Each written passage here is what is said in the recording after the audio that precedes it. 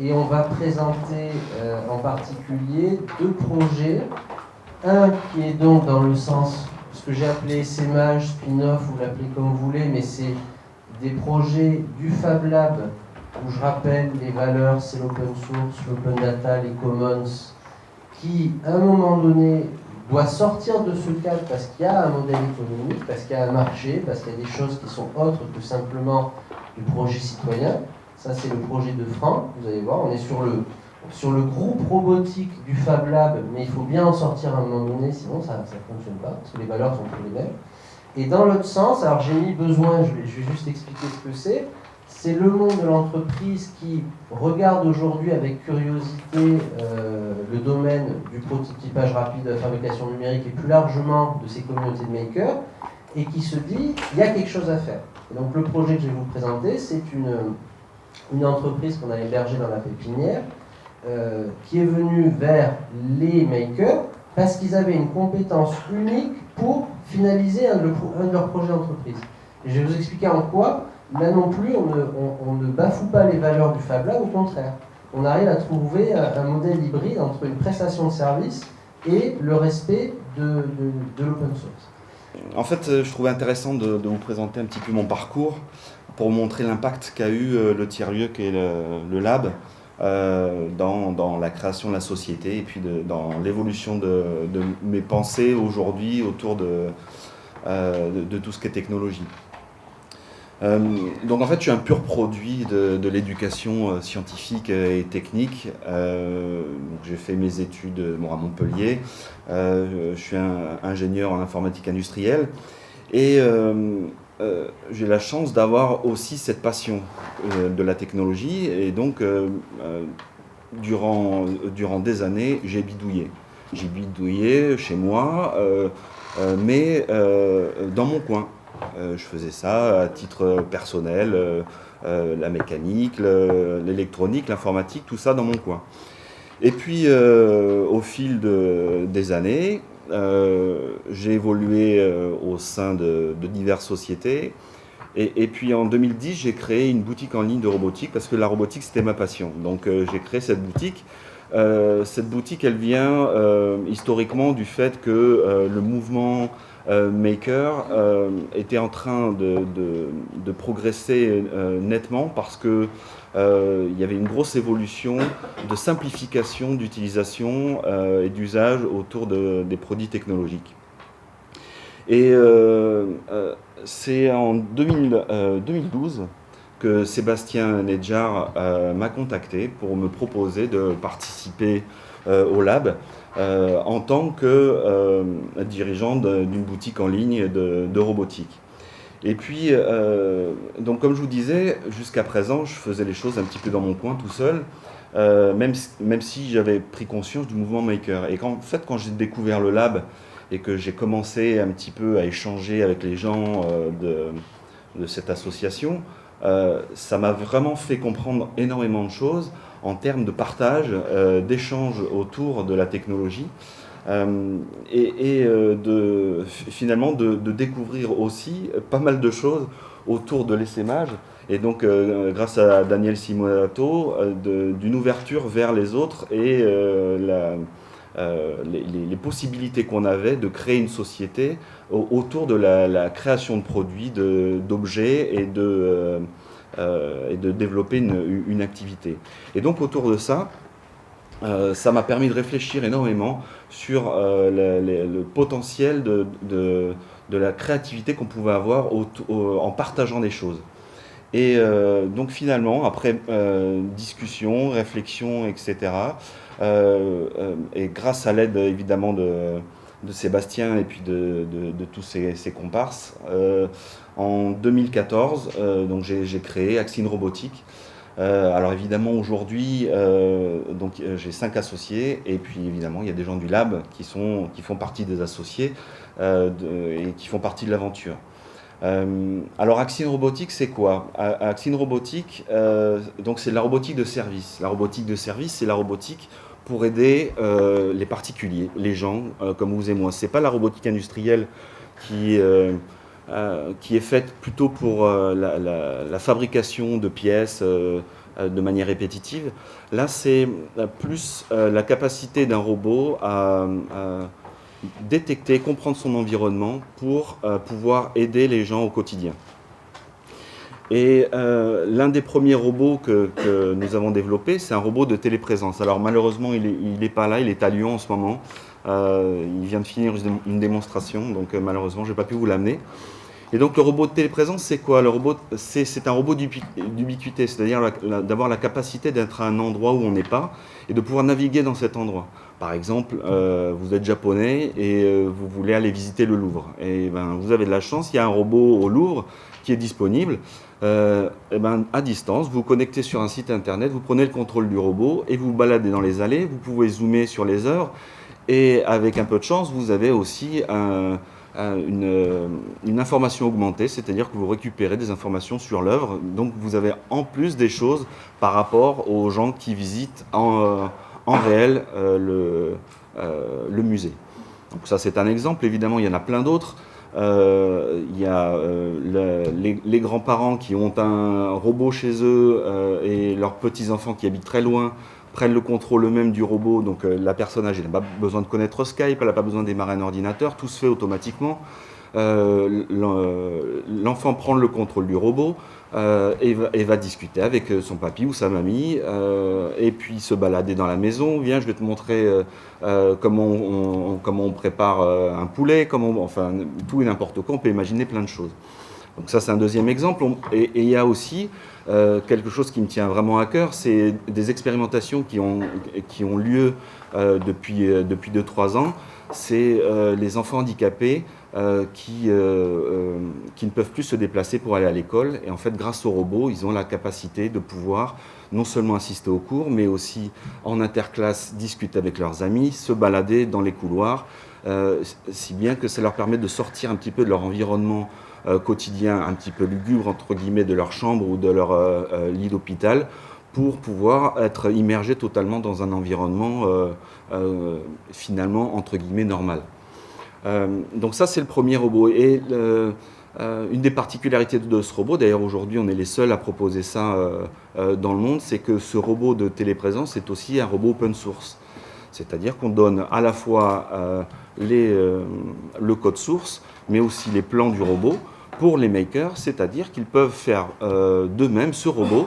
Et ce qui est intéressant, c'est que le robot est aussi ouvert, c'est-à-dire qu'on peut étendre à l'infini toutes les fonctionnalités de ce robot. Donc il a une fonction de base fonctionnelle qui est la téléprésence, donc l'échange d'images à distance. En caricaturant, je dirais que c'est un Skype à roulette, même si ça apporte énormément de choses en plus que le Skype à roulette. Mais il a la capacité de supporter des capteurs et des fonctionnalités supplémentaires pour augmenter ces fonctionnalités, pour atteindre des choses beaucoup plus intéressantes et beaucoup plus ciblées. Par exemple, pour une personne âgée, on peut imaginer un capteur de chute ou ce genre de choses. Voilà pour le premier robot. Et le deuxième robot, en fait, c'est un robot d'aide à la personne à mobilité réduite. C'est-à-dire qu'il va aider au quotidien les personnes qui ont du mal à se déplacer. Donc les fonctionnalités de base en fait ont été travaillées avec une association qui s'appelle l'association Approche, une association de médecins et d'ergothérapeutes qui nous ont aidés à définir des usages et à développer de la technologie autour de ces usages. Les fonctionnalités principales de ce robot, c'est de rassurer les personnes qui ont du mal à marcher pour leur permettre de garder une certaine autonomie dans leur déplacement et finalement d'éviter qu'ils s'enfoncent dans leur fauteuil roulant, entre guillemets. C'est-à-dire qu'en général, une personne qui a du mal à marcher, qu'elle soit en maison de retraite ou chez elle, on va plus facilement la mettre sur un fauteuil roulant pour éviter qu'elle tombe et se rassurer.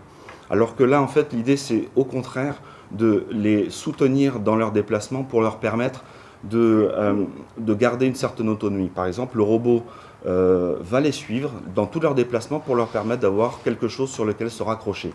Une main, s'asseoir sur un petit siège, ce n'est pas un fauteuil Voltaire, mais ça permet au moins de se soulager au niveau des jambes si on tient plus trop debout. C'est aussi un déambulateur intelligent. Déambulateur intelligent, c'est dans l'idée d'aider les personnes qui ont des déficiences type Alzheimer. Par exemple, dans une maison de retraite, une EHPAD, une personne qui a Alzheimer ne sait plus forcément où se trouve la cantine pour aller tous les midis. Mais là, le robot est capable de venir les chercher et de les amener à destination.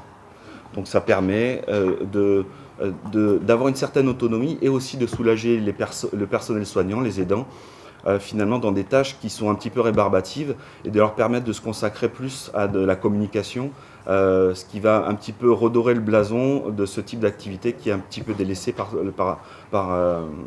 les infirmiers, le personnel soignant de manière générale. Voilà un petit peu les sujets qu'on a abordés dans cette société et évidemment ces robots ont forcément une empreinte qui est liée autour du développement collaboratif et de tout ce que nous a apporté le lab et puis toutes les notions d'essaimage qui sont des choses qui nous sont vraiment très importantes. Et donc on essaye d'ouvrir au maximum toutes nos conceptions aujourd'hui de manière à faire partager un maximum de personnes autour de nos projets. Alors le premier robot de téléprésence, c'est une gamme de trois versions. Donc il y a une première version qui est une version maker, qui est une version assez développée, qui regroupe des concepts mécaniques, électroniques assez puissants pour justement permettre l'expérimentation. Celui-là, il est à moins de 1 000 €. Il faut savoir qu'aujourd'hui, les robots de téléprésence sont en moyenne entre 6 000 et 15 000 €.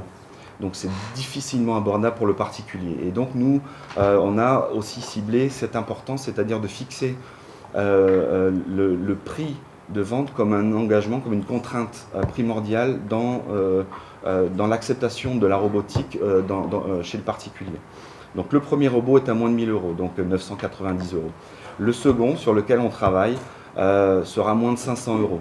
Donc celui-là, il sera moins ouvert, il aura moins de fonctionnalités, mais il répondra exactement aux mêmes choses que l'autre robot, sauf qu'on ne pourra pas bidouiller dessus. Mais donc là, celui-là va plus répondre à des problématiques liées aux entreprises et aux particuliers. Et il y a, oui. Vous avez la vision 3D dessus possible? Alors il y a la vision 3D possible dessus, absolument. Et le troisième robot, c'est un robot qui est dédié donc aux personnes âgées, donc son nom c'est le CARE,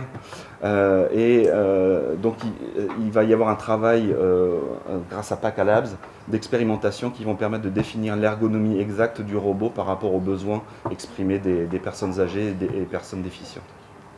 Et celui-là, il sera aux alentours de 1 000 € aussi.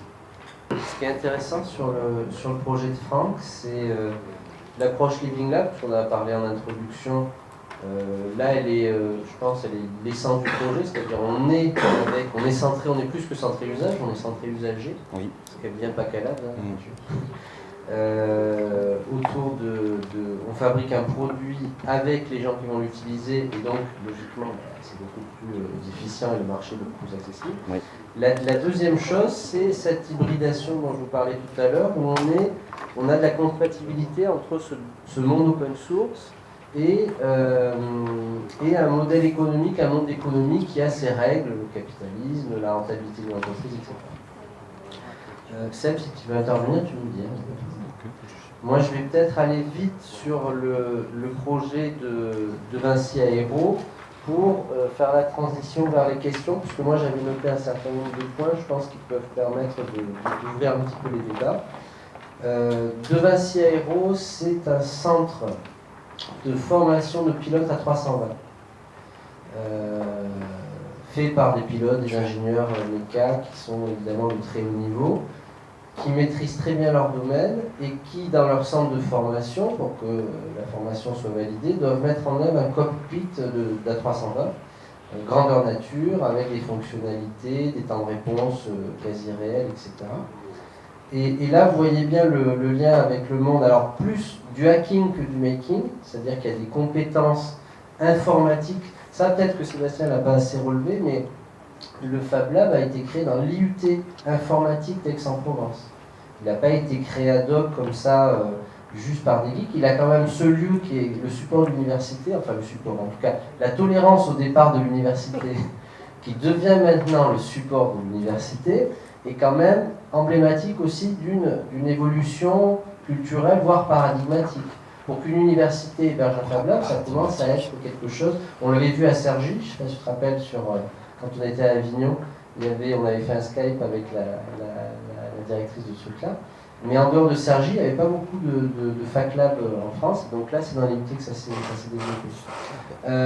Donc, je reviens à ce projet-là. Ils ont besoin d'un cockpit. Donc, toutes les pièces du cockpit de la 320 sont achetables sur le web. Okay, ça n'a pas de problème. Il y a un problème de qualité, mais ça, à la limite, c'est assez facile à résoudre. Mais derrière, il y a toute une problématique de connectique et encore une fois de mise en œuvre de ce cockpit pour que tous les éléments fonctionnent ensemble, pour qu'on ait des temps de réponse validés, pour qu'on ait du backup quand il y a un truc qui tombe, il faut qu'il y ait un autre serveur qui prenne le relais, etc. Et ça, ce qui est intéressant, c'est que c'est la compétence du Fab Lab. Puisqu'on a des informaticiens, a priori, ils sont capables de fournir une prestation de service à cette société pour mettre en œuvre, en fait, connecter tous ces modules. Et là, on va vers quelque chose qui est assez intéressant, qui est une prestation de service du Fab Lab envers l'entreprise, une prestation de service très classique, business, on va dire. Mais de l'autre côté, pour rester dans les valeurs du Fab Lab, on a une autorisation du Fab Lab à reproduire le cockpit. C'est-à-dire que le logiciel qui fait tourner tout ça, qui est la propriété de l'entreprise, va être ouvert au Fab Lab et donc aux makers du monde entier, sous une forme dégradée. Celui qui a envie de refaire son cockpit peut le refaire avec le logiciel de l'entreprise de Vinci Aero. Là aussi, c'est quand même quelque chose d'assez hallucinant. Il y a quand même quelques dizaines ou centaines de milliers d'euros d'investis dans le développement de ce logiciel, et on ouvre en partie ce logiciel en disant « je joue le jeu du Fab Lab ». Donc là, on voit bien encore qu'on est sur quelque chose qui est compatible. On a du business d'un côté, et on a quelque chose qui est de l'ordre de l'open source de l'autre côté. Ce sont des projets intéressants, en tout cas pour le lab, parce qu'ils montrent qu'une communauté active de personnes qui sont là pour se faire plaisir en bidouillant est capable d'apporter des choses, des résultats concrets et économiquement rentables. Bientôt. Qu'en même temps, on ne se trahit pas, c'est-à-dire que sur ces deux exemples, vous voyez qu'on reste fidèle à nos modèles d'ouverture, sur nos modèles open source, c'est-à-dire que le projet de Franck est un projet qui s'est appuyé sur la communauté et qui finalement redonne à la communauté en lui permettant d'expérimenter des solutions autour des robots d'ubiquité.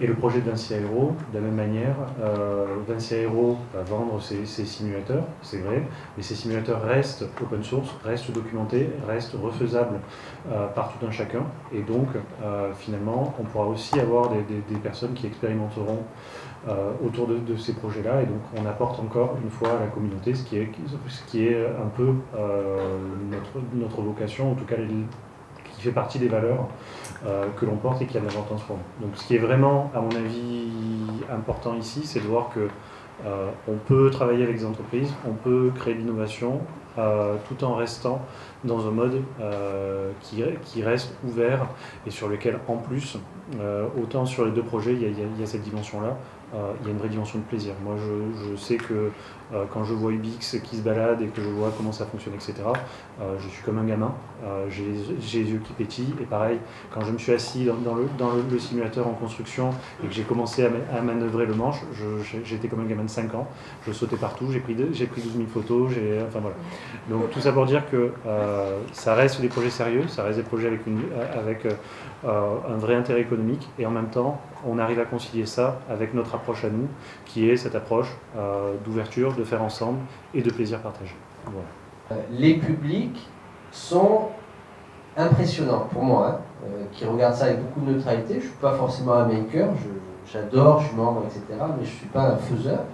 Par contre, on voit plein d'ingénieurs de toutes les SS2I qui sont sur Aix-en-Provence. On voit plein de gens dans l'astronautique, la domotique, la robotique. Et quand on pose la question à ces gens-là pourquoi ils sont là, ils disent « je viens m'amuser ». Alors, d'un côté, ça fait peur, ça veut dire qu'au boulot, ils ne s'amusent pas. Non mais c'est clair, hein, on parlait tout à l'heure de Google, de la Silicon Valley qui donne du plaisir aux salariés pour être plus créatifs, pour être plus productifs. Ça, c'est quand même fondamental. Il faut vraiment se poser une question. Et peut-être qu'il aurait fallu, il faudrait que le LEST aussi soit là aujourd'hui pour discuter de l'approche sociologique du travail. C'est qu'est-ce qui fait aujourd'hui qu'on s'amuse, qu'on s'éclate et qu'on est productif au travail.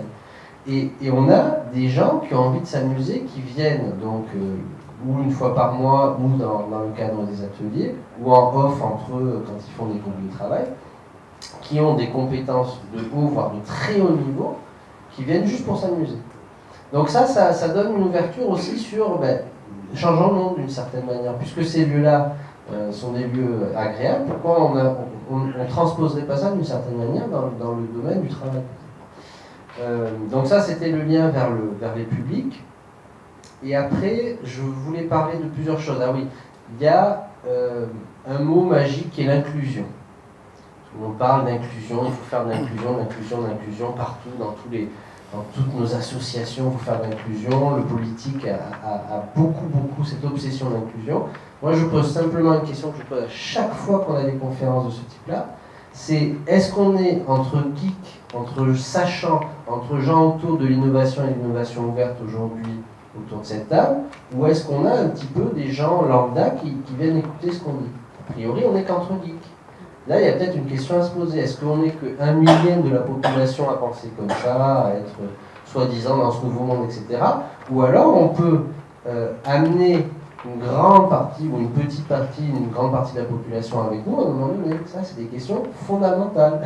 Arrêtons de nous voir comme, oui, c'est sympa, on découvre, on invente un nouveau monde, ouais, mais il y a peut-être 99% des gens, les 99% qui ne sont pas du tout là-dedans.